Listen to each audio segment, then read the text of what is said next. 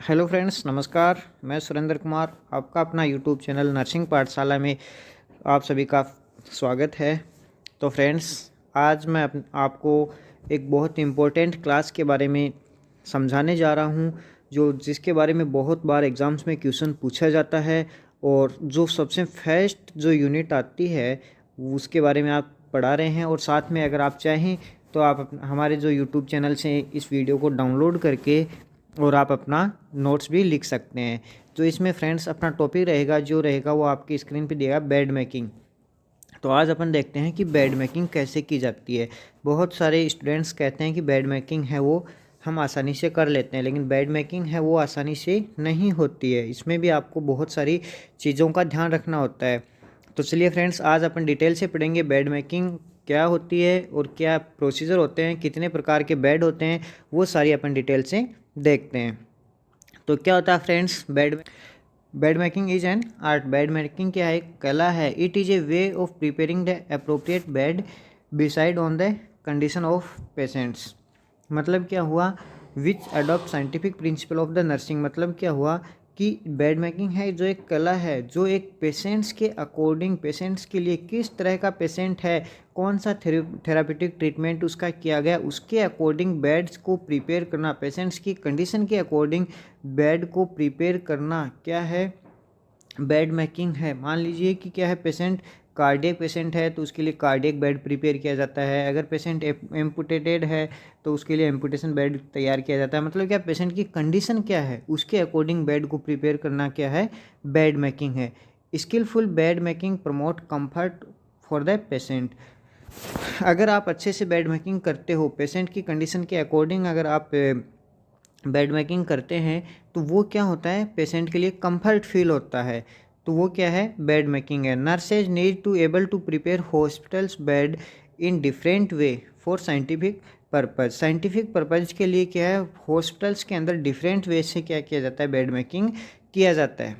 ठीक है फ्रेंड्स, तो बेड मेकिंग क्या है? एक पेशेंट्स के लिए कंफर्ट पोजीशन प्रोवाइड की जाती है, उसके अकॉर्डिंग अगर बेड को आप प्रिपेयर कर रहे हैं तो वो क्या है? बेड मेकिंग है, जो क्या एक आर्ट है। आर्ट का मतलब क्या हुआ? कला है। बेड मेकिंग भी एक क्या है? कला के रूप में है। ठीक है फ्रेंड्स, तो नेक्स्ट में आता है कि बेड मेकिंग जो है वो कितने टाइप से होती है। ठीक है फ्रेंड्स, तो बेड मेकिंग कितने टाइप से होती है? बेड मेकिंग जो है वो कितने टाइप से होती है?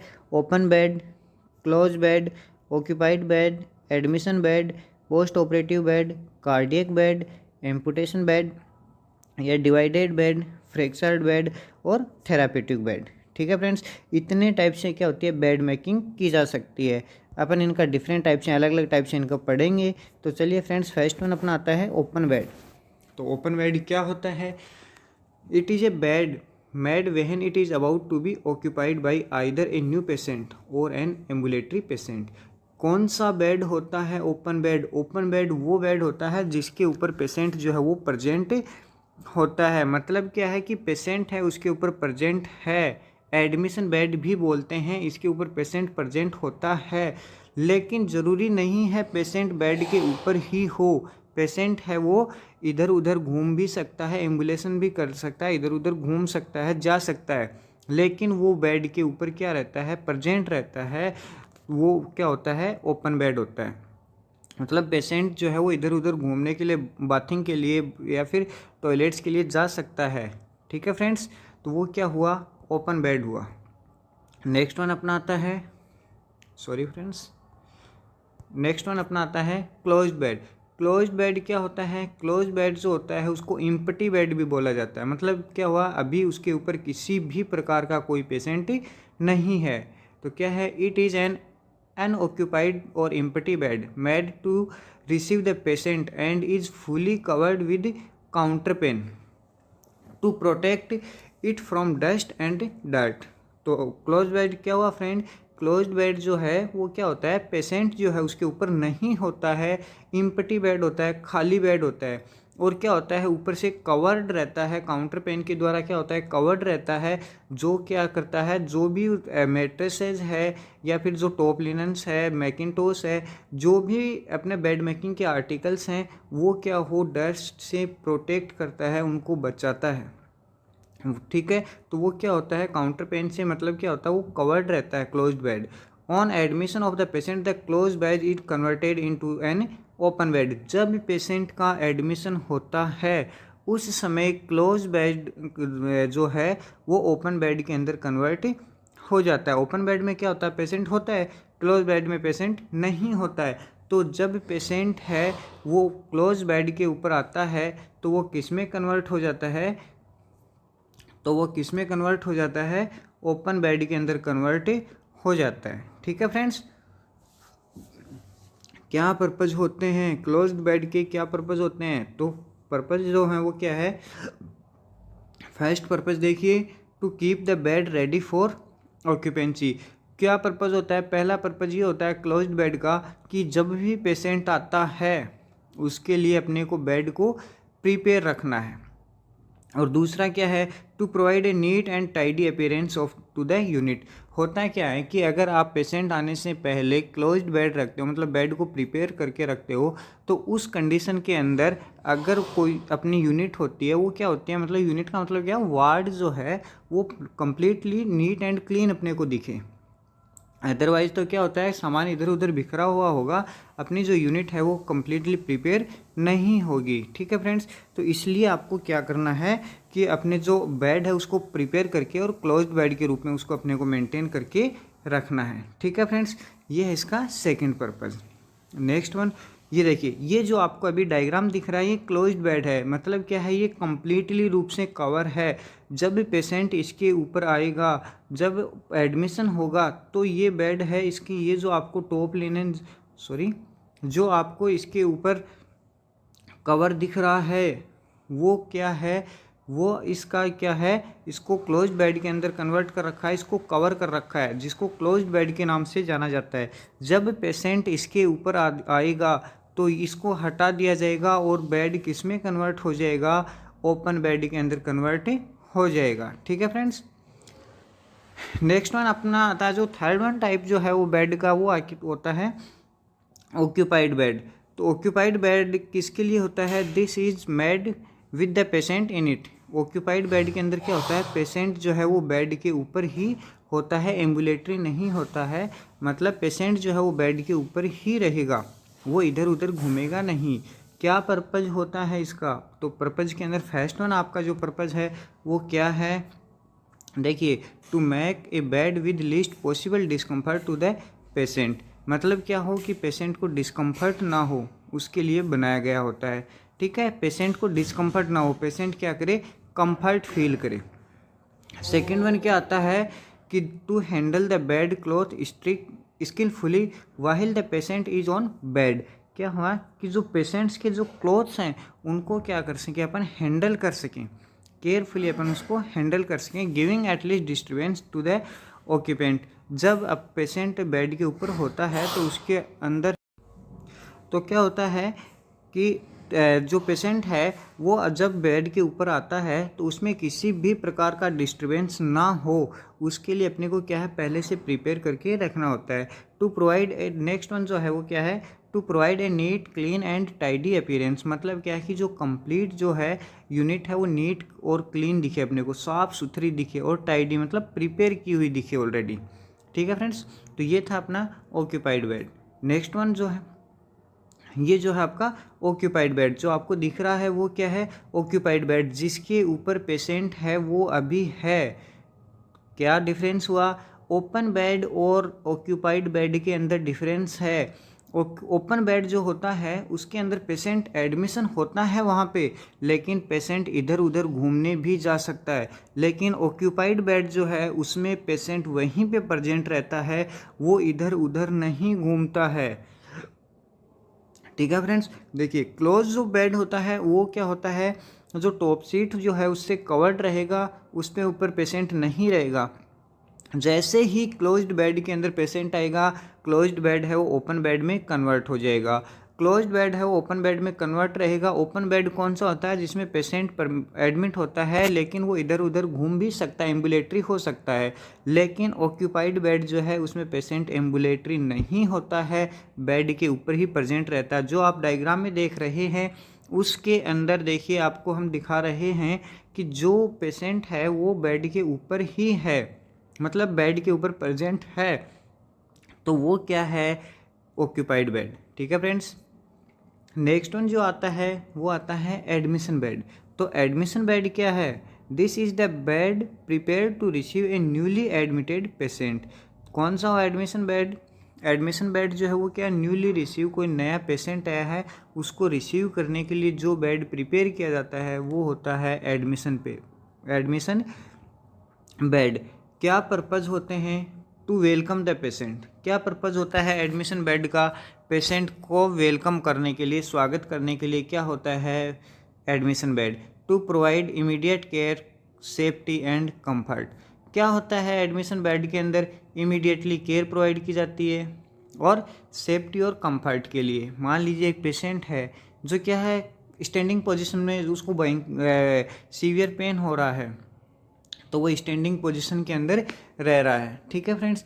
अब वो स्टैंडिंग पोजीशन में उसको और ज़्यादा पेन हो रहा है, तो उसको रिलीव देने के लिए अपन कहाँ पे बैठाएंगे, उसको बेड पे बैठाएंगे। तो बेड पे क्या फील करेगा, कंफर्ट फील करेगा। कंफर्ट फील करेगा तो वो क्या हुआ, एडमिशन बेड। क्यों, क्योंकि पेशेंट को कंफर्ट दे रहा है, आराम दे रहा है, रिलैक्स दे रहा है। या फिर क्या है, to protect the bed linen while giving bath on admission.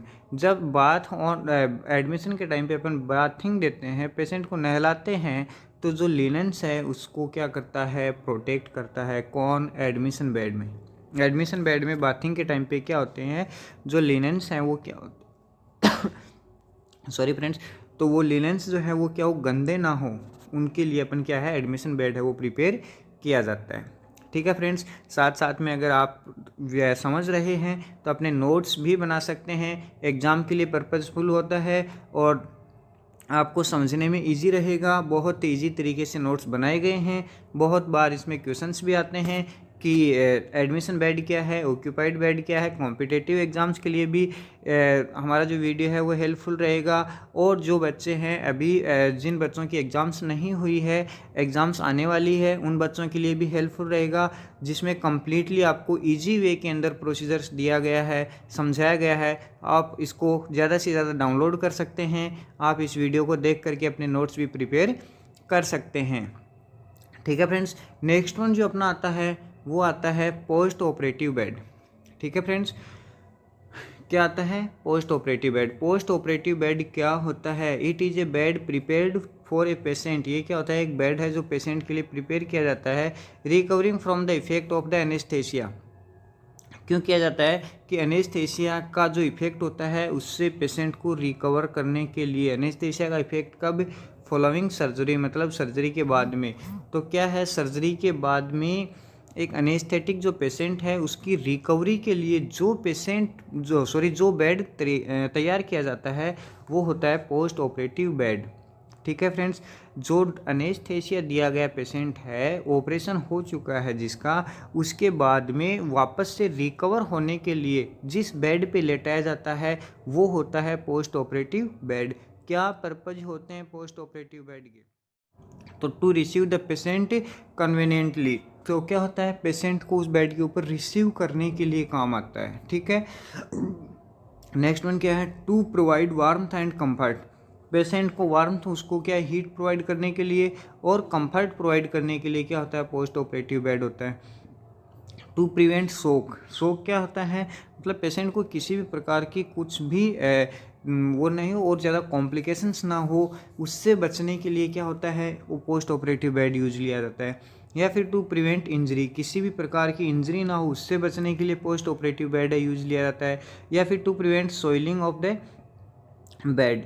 ठीक है फ्रेंड्स। तो क्या होता है, सोइलिंग से प्रिवेंट होने के लिए भी क्या लिया जाता है, पोस्ट ऑपरेटिव बेड यूज में लिया जाता है। या फिर to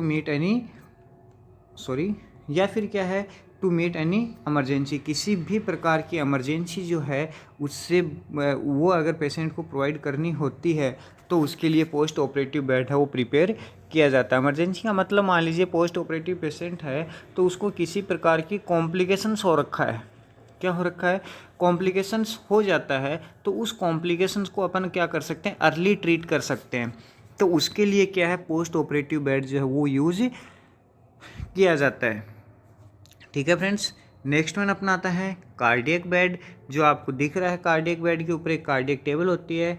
A bed prepared for patient with cardiac disease. Cardiac disease के लिए जो बेड तैयार किया जाता है वो होता है कार्डियक बेड। ये क्या होता है, एक सिंपल बेड होता है जिसके ऊपर ये जो आपको दिख रही है, जो ये आपको दिख रही है, ये क्या है, कार्डियक टेबल, जो क्या होती है बेड के ऊपर होती है। और पेशेंट जो होता है उसके दोनों हाथ इस कार्डियक टेबल के ऊपर होते हैं। पेशेंट आगे की तरफ झुका रहता है। ठीक है, क्या पर्पज होते हैं इसके, to prepare the bed for the cardiac patient. Cardiac patient को के लिए क्या किया जाता है, कार्डियक बेड प्रिपेयर किया जाता है। और क्या होता है, to relieve the dyspnoea. Dyspnoea को रिलीव करने के लिए क्या होता है, कार्डियक जो बेड है वो प्रिपेयर किया जाता है। ठीक है फ्रेंड्स, ये जो टेबल है ये कार्डियक टेबल है जो कार्डियक बेड के ऊपर कार्डियक पेशेंट के लिए यूज की जाती है। नेक्स्ट वन जो आता है वो क्या आता है, एम्पुटेशन या डिवाइडेड या क्रेडल बेड। ठीक है फ्रेंड्स, क्या होता है एम्पुटेशन बेड जो आपको दिखाएंगे, लेकिन उससे पहले आपको बता देते हैं क्या होता है एम्पुटेशन बेड। तो एम्पुटेशन बेड होता है वो होता है, it is a bed in which top linen is divided into two part. ये एक बेड होता है जिसमें टॉप लिनन जो है वो दो भागों के अंदर डिवाइड होती है। कौन कौन से, to visualise the amputated part of the lower limb without disturbing the patient. मतलब क्या है कि पेशेंट का अगर एम्पुटेशन किया गया है तो उसका बिना किसी डिस्टर्बेंस के, बिना किसी प्रॉब्लम के, पेशेंट को बिना कोई नई कॉम्प्लिकेशन किए बिना, और उसका जो लिम्ब है जहाँ पे एम्पुटेशन किया गया है उसको विजुअलाइजेशन करने के लिए जो बेड यूज में लिया जाता है वो क्या होता है, एम्पुटेशन बेड। कौन सा बेड होता है, एम्पुटेशन बेड। मतलब क्या हुआ कि इस बेड के अंदर पेशेंट जो है वो मूवमेंट ना करे, उसको किसी भी प्रकार का क्या हो, डिस्टर्बेंस ना हो, उसको बचा करके विदाउट डिस्टर्बेंस, बिना किसी डिस्टर्बेंस के। और पेशेंट को क्या करना, उसको जो एम्पुटेड जो पार्ट है उसको विजुअलाइज करना, क्या है, एम्पुटेशन बेड। ठीक है फ्रेंड्स, इंपॉर्टेंट है, याद कर लेना, एग्जाम्स के लिए बहुत बार पूछा भी जाता है एम्पुटेशन बेड के बारे में। क्या पर्पज है, to stop the stump for haemorrhage and apply tourniquet instantly. क्या होता है कि हेमरेज को रोकने के लिए, और टर्निक्वेट है, टर्निक्वेट क्या होता है, टर्निक्वेट जो होता है बांधने के लिए। आपने देखा होगा ना, जो लेबोरेटरी जो होती है उसमें ब्लड सैंपल लिया जाता है, मोस्टली जो अपनी एल्बोज है वहाँ से क्या होता है, अपने को जो ब्लड सैंपल लिया जाता है तो उसके लिए अपने को क्या है, अपर आर्म पर से बांधा जाता है। और बांधने के लिए जो बेल्ट यूज किया जाता है वो ही क्या होता है, टर्निक्वेट होता है। ठीक है, तो वो टर्निक्वेट है, वो एम्पुटेटेड पार्ट से अगर हेमरेज हो रहा है तो वहाँ से अगर टर्निक्वेट से बांध दिया जाए तो वो हेमरेज रुक सकता है। ठीक है फ्रेंड्स, तो वो क्या हुआ, वो एम्पुटेशन बेड है वो किसके लिए यूज़ हुआ कि अगर एम्पुटेटेड पार्ट से हेमरेज हो रहा है तो उसको अपन टर्निक्वेट से इजीली बांध सकें। वो क्या हुआ, तो क्या हुआ, इसलिए अपन क्या है, एम्पुटेशन बेड है वो प्रोवाइड करते हैं। या फिर क्या है कि to take the weight of the bed clothes off the patient. क्या हुआ कि पेशेंट, क्या हुआ कि जो पेशेंट जो है उसके जो उसके ऊपर जो बेड क्लोथ्स हैं उनका जो वेट है उसको कम करने के लिए क्या है, एम्पुटेशन बेड का यूज किया जाता है। या फिर क्या है, to keep the stump of the in position, कि एक ही पोजीशन के अंदर मेंटेन किए रखने के लिए भी क्या होता है, एम्पुटेशन बेड का यूज किया जाता है। ठीक है फ्रेंड्स, ये देखिए, ये आपको जो दिख रहा है यही क्या है, आपका एम्पुटेशन बेड। जो आपको दिख रहा है वही क्या है, एम्पुटेशन बेड। देखिए ये जो पेशेंट है इसका ये एक फिट जो है इसको क्या किया गया है, एम्पुटेटेड किया गया है। क्या किया गया है, एम्पुटेटेड, जिसके अंदर दो टॉप सीट है वो यूज की गई है। एक तो जो पेशेंट के नीचे लगी हुई है ये और एक है ये। ठीक है फ्रेंड्स, ये दो टॉप सीट्स इसमें यूज की गई है। ये जो आपको गोल राउंड के अंदर जो दिख रहा है वो क्या है, एम्पुटेटेड पार्ट है, जिसको आप किसी भी साइड से देखते हैं आपको इजीली दिख जाएगा। और अगर क्या हुआ कि अगर इसके ऊपर अपने को टर्निक्वेट होती है, टर्निक्वेट मतलब यहाँ से अगर बांधना होता है तो इजीली बांध सकते हैं, ताकि अगर जिस पार्ट से, इस पार्ट से अगर आपने एम्पुटेशन किया है तो यहाँ पे ब्लीडिंग होगी तो आपको दिख सकती है। ठीक है फ्रेंड्स। तो ये जो आपको दिख रहा है गोले के अंदर, ये वाला पार्ट क्या है, एम्पुटेटेड पार्ट, ठीक है। और इसके ऊपर जो पेशेंट लेट रहा है ये क्या है, एम्पुटेशन बेड। नेक्स्ट वन क्या आता है, इम्पोर्टेंट है फ्रेंड्स एग्जाम्स के लिए, nurses responsibility in bed making. Bed making के अंदर एक नर्स की क्या रेस्पॉन्सिबिलिटी होती है। तो क्या रेस्पॉन्सिबिलिटी होती है, सबसे पहले क्या है, प्रीलिमिनरी असेसमेंट, मतलब आपको क्या असेसमेंट करना है। तो सबसे पहले क्या करना है, एक नर्स को check the doctor's order for specific precautions regarding the moment and position of the patient. ठीक है फ्रेंड्स, सबसे इम्पोर्टेंट बात है, नर्स को कभी भी अपने काम से, अपने सेल्फ के ऊपर नहीं लेना है। जब तक डॉक्टर ऑर्डर नहीं करता है, एक नर्स को काम नहीं करना चाहिए, डॉक्टर्स के ऑर्डर का फॉलो करना है। तो सबसे पहले क्या करना है, आपको डॉक्टर का ऑर्डर चेक करना है कि आपको डॉक्टर ने क्या ऑर्डर दिया है। ठीक है फ्रेंड्स, जो आपको डॉक्टर ने ऑर्डर किया है उसको फॉलो करना है और उसी के अकॉर्डिंग आपको मोमेंट्स देना है, पोजीशन जो है वो आपको देनी है कि कौन सी पोजीशन पेशेंट ने अलाउ की है, कौन सी पोजीशन ऑर्डर किया है और कौन सी किस तरह से उसको मोमेंट्स करना उनको फॉलो करना है। सेकेंड वन क्या आता है, assess the patients ability for self care. ये असेस करना है कि पेशेंट की एबिलिटी कितनी है, सेल्फ केयर मतलब पेशेंट है वो खुद की केयर कितनी कर सकता है, उसके बारे में असेस करना। नेक्स्ट वन क्या है, check the furniture for linen available in the patient's unit. क्या है कि जो पेशेंट्स की यूनिट है, अगर आप उसमें बेड मेकिंग कर रहे हैं तो उसमें जो आपको फर्नीचर चाहिए, जो आपको मटेरियल चाहिए, जो भी आपको आर्टिकल्स चाहिए, वो सारे आर्टिकल्स, वो सारा सामान आपके पास अवेलेबल है या नहीं उस यूनिट के अंदर, वो आपको पहले से ही प्रिपेयर कर लेना है, चेक कर लेना। मान लीजिए आपने बेड मेकिंग करना शुरू किया, आपके पास आर्टिकल्स पूरे नहीं हैं, तो आपको इधर उधर भागना ना पड़े, आपका टाइम वेस्ट ना हो, आपकी एनर्जी वेस्ट ना हो, उससे प्रिवेंट होने के लिए जो भी फर्नीचर आपको चाहिए वो आपको पहले से अवेलेबल कर लेना है।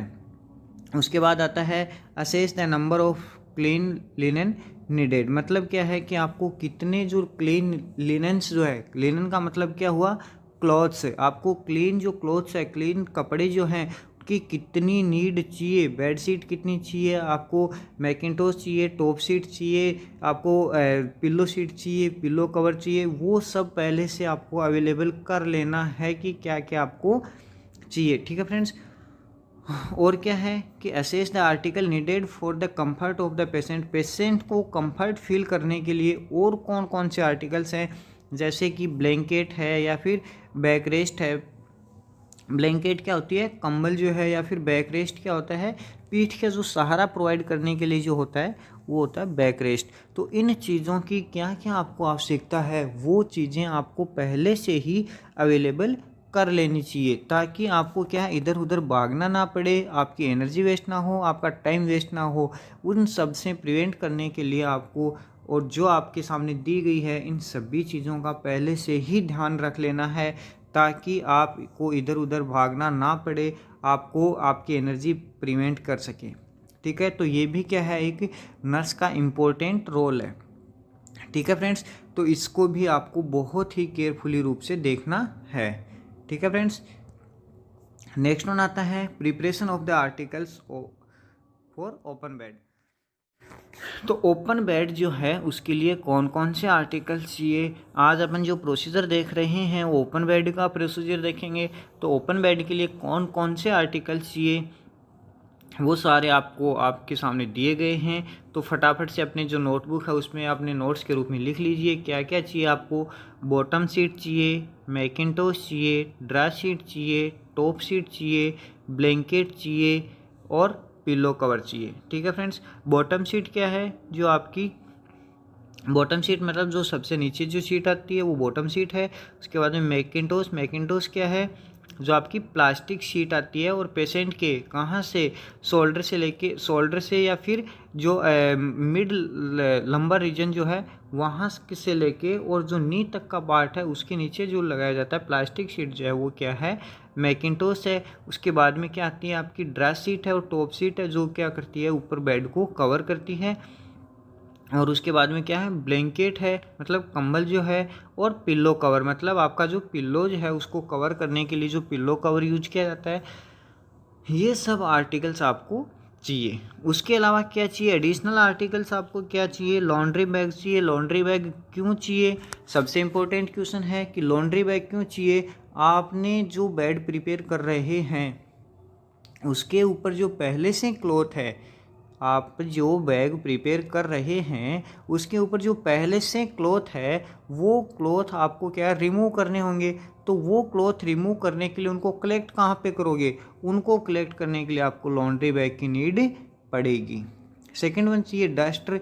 डस्टर क्यों चाहिए कि आपने जिस फर्नीचर से जो भी क्लॉथ्स रिमूव करे हैं किए हैं या फिर जो फर्नीचर है उसके ऊपर डस्ट जमा हो सकती है, उस डस्ट को रिमूव करने के लिए आपको डस्टर भी चाहिए। ठीक है, या फिर आपको क्या चाहिए, ए बोल विद एंटीसेप्टिक सॉल्यूशन। एक बोवल जिसके अंदर एंटीसेप्टिक सॉल्यूशन हो, जिसमें क्या हो एंटीसेप्टिक सॉल्यूशन, जैसे सेवलॉन 1:40 के अंदर होता है। एंटीसेप्टिक क्या है, free from the micro organism. जो माइक्रो ऑर्गेनिज्म है उससे जो फ्री फ्रॉम जो होता है वो आपको सॉल्यूशन चाहिए। और किडनी ट्रे, किडनी ट्रे क्यों चाहिए, वेस्ट प्रोडक्ट जो भी है वो कलेक्ट करने के लिए। एंटीसेप्टिक सॉल्यूशन क्यों चाहिए, एंटीसेप्टिक सॉल्यूशन जो है उसमें भिगो करके डस्टर को भिगो करके और आप जो पोछा लगाते हैं, मतलब आप जो फर्नीचर है उसको कंप्लीट क्लीन करने के लिए, जिसमें किसी भी प्रकार के माइक्रो ऑर्गेनिज्म ना हो। तो ये सब आपको क्या है एडिशनल आर्टिकल्स में चाहिए। और ये जो आपके हैं ये क्या है, मेन जो आपके आर्टिकल्स हैं। ठीक है फ्रेंड्स, तो अपनी जो नोटबुक है उसमें नोट्स भी साथ साथ में लिख लीजिए ताकि आपके लिए हेल्पफुल रहे। देखिए अब जो आपको इसमें डायग्राम दिया गया है, इसमें जो दिखाया गया है, तो ये जो है ये तो क्या है, जो आपको रेड कलर का ये दिख रहा है, क्या दिख रहा है, रेड कलर के अंदर जो दिख रहा है, ये देखिए ये वाला जो क्या है, जो आपको रेड रेड कलर के अंदर दिख रहा है, ये क्या है, मैकिंटोश। जो ग्रीन कलर का है, ग्रीन कलर भी हो सकता है और ब्लू कलर भी हो सकता है, रेड कलर भी है, ये तो है आपका मैकिंटोश। और इसके अंदर साथ में देखिए कि आपको ये जो वाइट कलर की दिख रही है, ये जो वाइट कलर की जो आपको सीट दिख रही है, ये सीट आपकी है ड्रा सीट, जो क्या है, जो ऊपर से बेड को कवर करके रखती है। ठीक है फ्रेंड्स, ये जो वाइट कलर की दिख रही है ये ड्राई सीट है, और इसके साथ में ये जो ब्लैक कलर का दिख रहा है वो क्या आपका मैकिंटोश। ठीक है फ्रेंड्स, नेक्स्ट वन अपना आता है preparation of the patient and unit. अब आपको क्या करना है, अब आपको क्या करना है, पेशेंट की जो यूनिट है उसको किस प्रकार से प्रिपेयर करना है और पेशेंट को किस प्रकार से प्रिपेयर करना है। तो सबसे पहले क्या आता है, explain the procedure to the patient to win the cooperation and confidence of the patient. सबसे पहले काम है, सबसे पहला इम्पोर्टेंट काम है, रट लो इसको, हर बार पूछा जाएगा। सबसे पहला काम है क्या, explain the procedure to the patient to win the cooperation and confidence of the patient. Patient का कोऑपरेशन करने के लिए, पेशेंट का कॉन्फिडेंस जीतने के लिए सबसे पहले क्या करना है, पेशेंट को प्रोसीजर एक्सप्लेन कर देना है।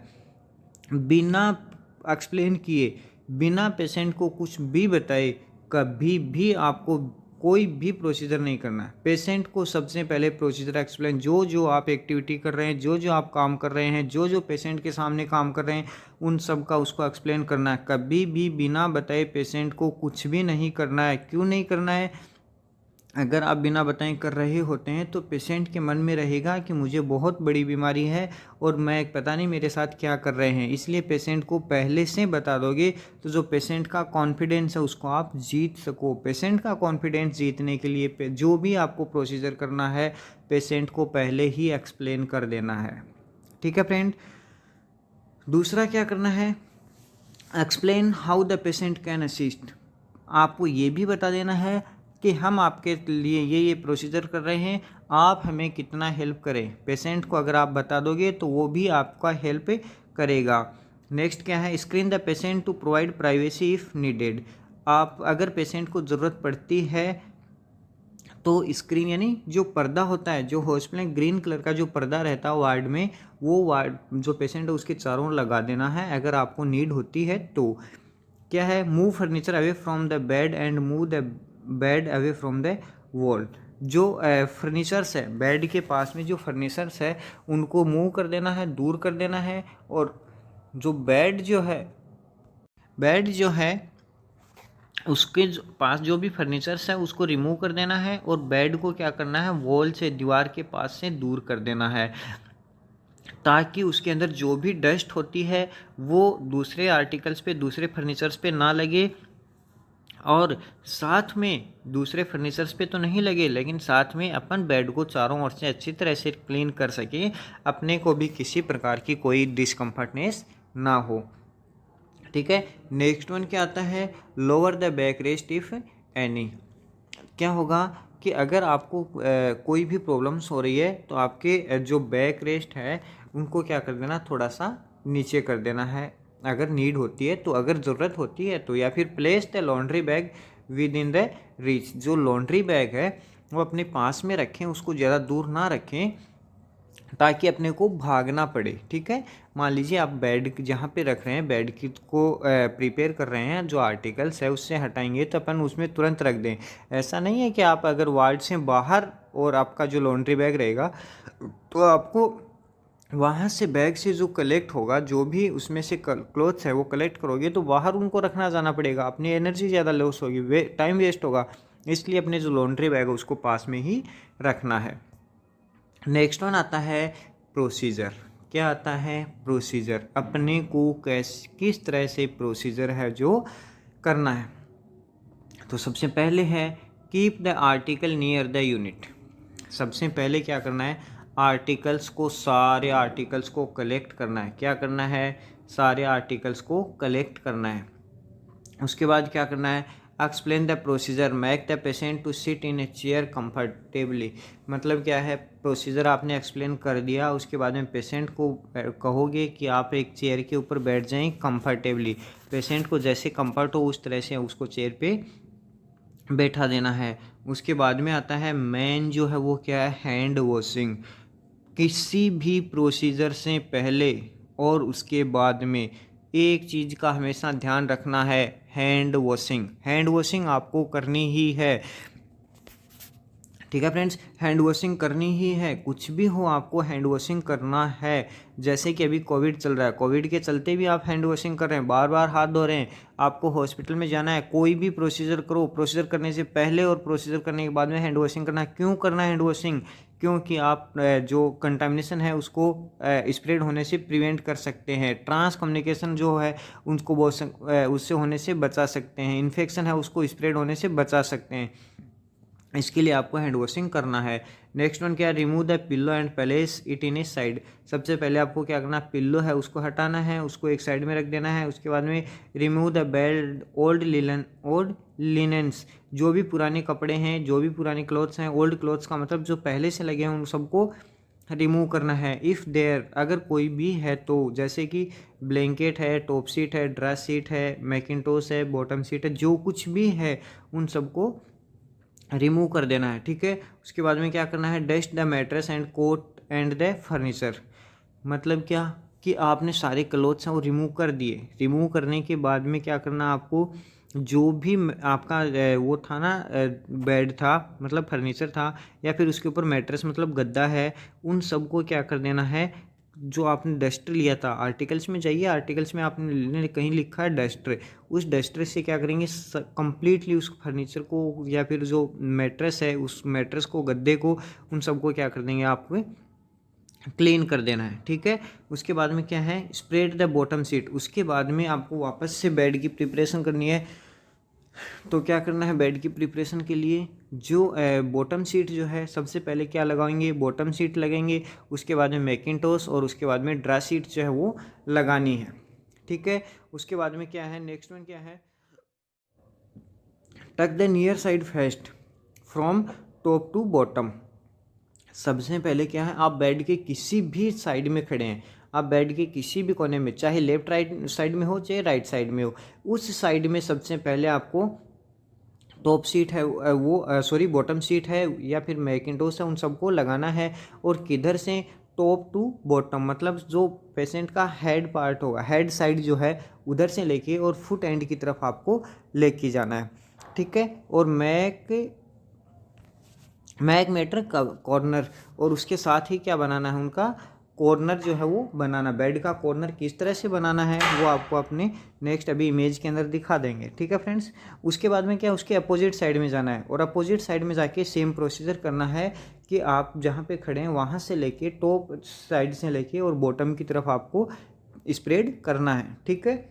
उसके बाद में आता है मैक ए नी प्लेट। अगर नीड है तो पेशेंट को क्या करना है, नी प्लेट भी लगाना है। जो घुटना है उसके नीचे प्लेट है, नी प्लेट लगा देनी है। Tuck near side bottom and then to opposite side. अपने आप जहाँ खड़े हैं, आप जहाँ खड़े वहीं से शुरू करना है। पहले अपोजिट साइड से अपनी तरफ नहीं लेके जाना है, अपनी तरफ से अपोजिट साइड में लेके जाना है। Allow the side to the hang freely. जो हाथ हैं उनको साइड में क्या करना है, फ्रीली कर देना है अपने को, उनसे किसी प्रकार को अपने को टाई नहीं करना है। उसके बाद में क्या है, fan fold the top sheet to the bottom.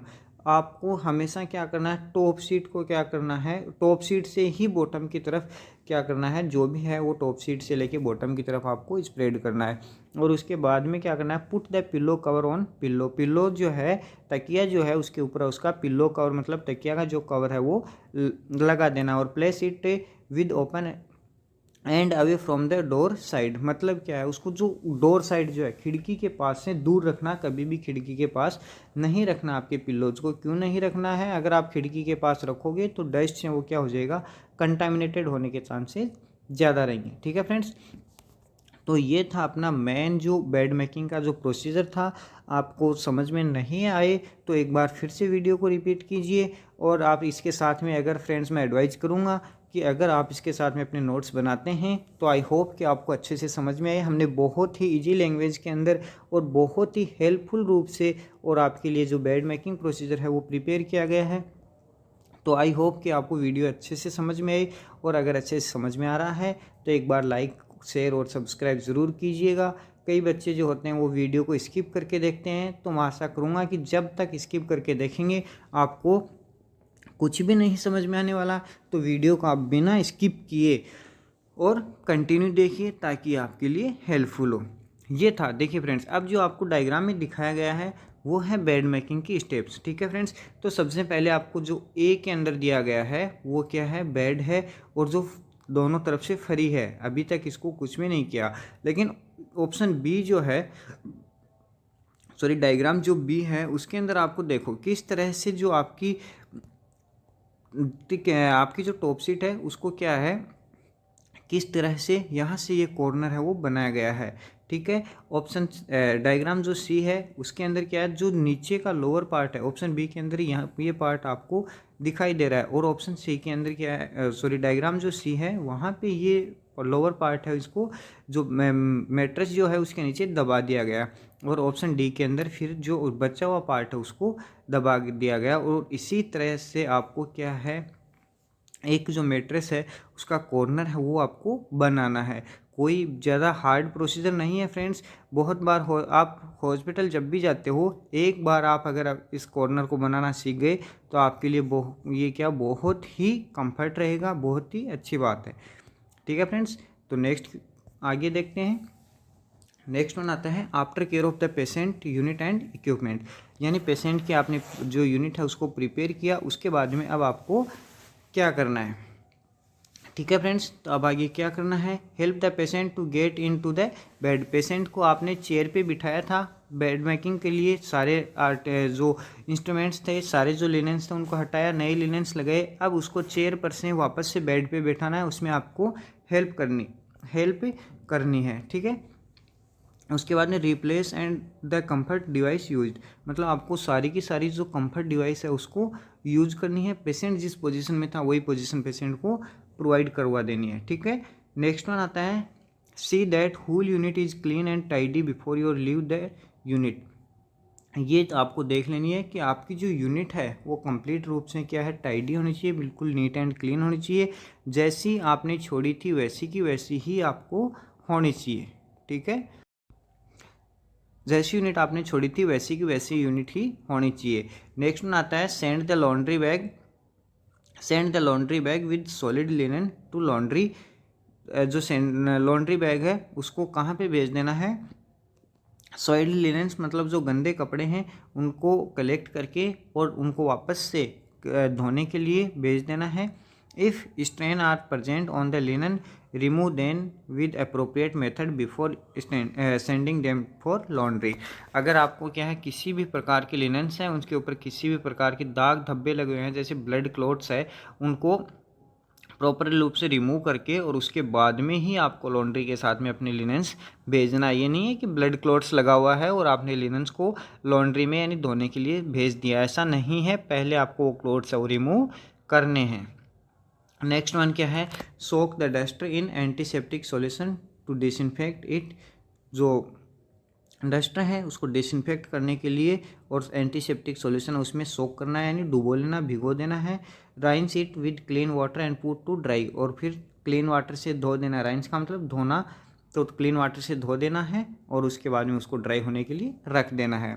उसके बाद में लास्ट वन क्या आता है, हैंड वॉशिंग, मतलब आपको प्रोसीजर कंप्लीट होने के बाद में हैंड वॉशिंग करना है। और सबसे लास्ट में क्या है, हैंड वॉशिंग के बाद में आपको रिकॉर्ड दैट प्रोसीजर, मतलब आपने प्रोसीजर कब किया, कैसे किया, वो सारा का सारा आपको रिकॉर्ड कर देना है। ठीक है फ्रेंड्स, तो ये था आपका बेड मेकिंग प्रोसीजर जो अभी कंप्लीट होता है। आई होप कि आपको अच्छे से समझ में आया होगा।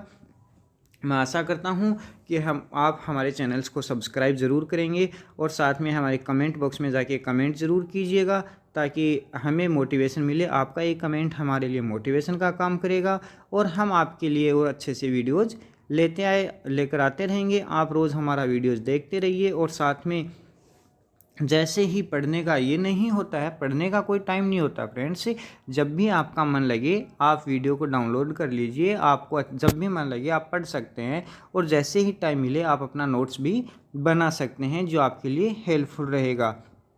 अगर आपको हमारा वीडियो अच्छा लगे तो आप एक बार कमेंट बॉक्स में कमेंट करके ज़रूर बताइए ताकि हम आपके लिए और वीडियोज़ लेके आएंगे। और एक बार फिर से आपसे सबसे विनम्र निवेदन है कि हमारा जो वीडियो है उसको लाइक शेयर एंड सब्सक्राइब ज़रूर कीजिए। धन्यवाद।